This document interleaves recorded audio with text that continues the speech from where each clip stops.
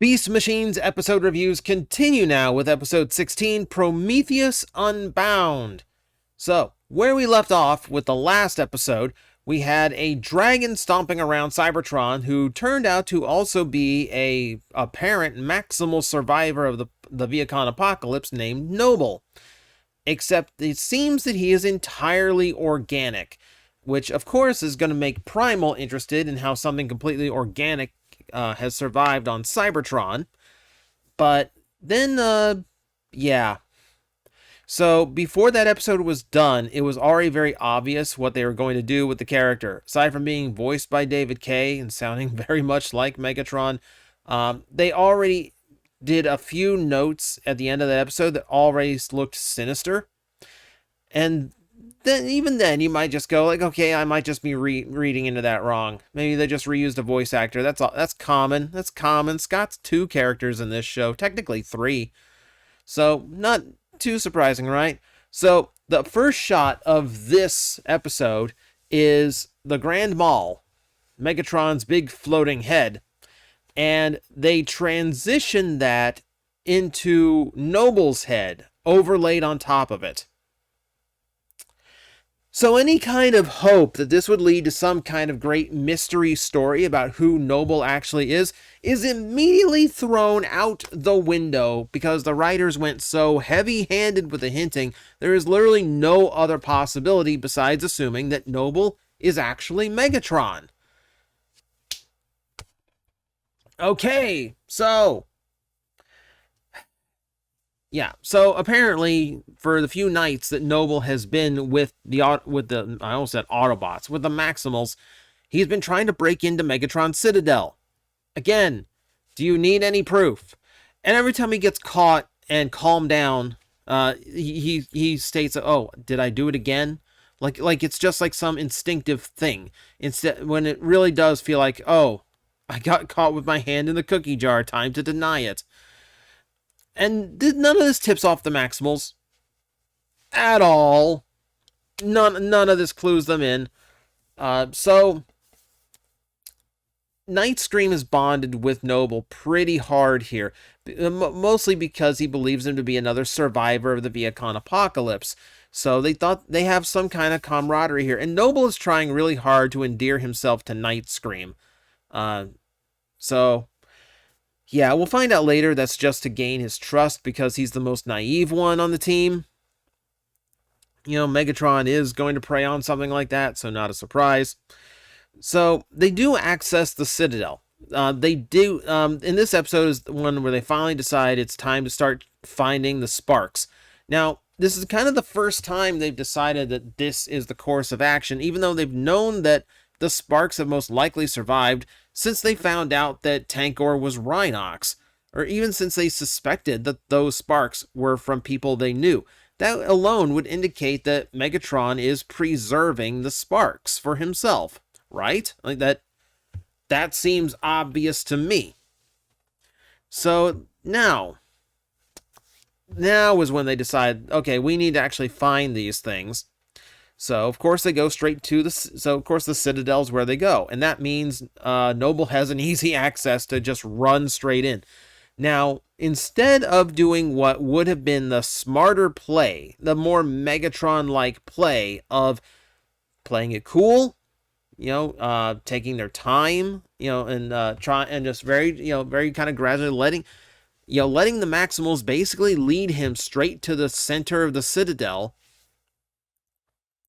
No, he gets super aggressive. Like as soon as the doors open, he charges in. And as soon as he gets a distraction, as soon as he causes a distraction, he slinks off into the dark and he starts stalking the Maximals like a horror villain. Once again, if you had any doubt as to what was going on here, now is a pretty obvious giveaway. Yeah, the pretense was done at the beginning of the episode, but at this point is where you go, like, now there's literally no pretense whatsoever. They're now gone for a suspense and horror vibe when originally we were setting up a mystery. So the episode focuses a lot in Megatron's Citadel. Rat Trap Rat Trap can actually interface with Megatron's control harness, which is actually kind of scary to know that for a moment Rat Trap was in control of all of Cybertron. That's a little bit concerning. But instead of doing something useful, like he does obviously like just look for the location of the sparks. Like that's just of course that's priority one here. He doesn't do anything like, self-destruct the Viacons or anything that would have been, a nice little side trip. But I do like that, like, there's some irony to Rat Trap actually going with this route, because not only is it his ability to interact with the technology of the planet, but also because he does have a history of piloting Viacon technology. The one carryover from weak component that might actually be useful. So yeah, it's okay. So that's okay. That's okay. It's Rat Trap being his Rat Trappy self and being the Beast Machine's Rat Trap, which is actually a highly useful character. So I do like his growth and everything he can do.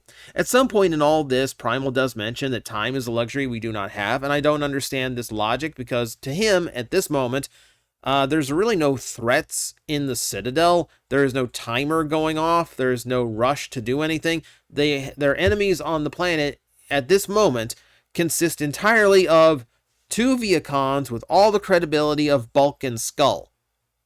So I don't necessarily think you were at a... I think time was a luxury you had. I think you had plenty of time. It's just my personal opinion. We get a few weird revelations. Number one, there's a bunch of spark extractors that start attacking everyone in the Citadel room. Okay, fine. You set off a trap. I'll give you that one, Primal. Get the info before we set off a trap. All right, fine. You win. Cheetor, in the middle of dicing them up, mentions wasabi and soy sauce. How do you know what wasabi and soy sauce are? Do you have sushi on Cybertron? It's a weird writing decision. It's a really weird writing decision. And through the course of this chaos, Noble transforms into Savage intentionally in order to get Rat Trap out of the harness, and everyone goes, "Oh my God, I did not know he did. I didn't know he could do that," even though it seemed pretty obvious. And then he tosses Rat Trap aside and gets into the control harness, and everyone's going, "What's he doing?" And Primal goes, "I don't know." All right. This should be, at this point, for characters this smart, putting 2 and 2 together. But instead, they're putting 2 and 2 together and getting fish. I don't know how else to put it. So, there's one cool visual in this, and that is when Noble realizes he cannot interact with the control harness because he's entirely organic. So, what he does and what he decides is to grab 2 spark extractors and rip his own spark out.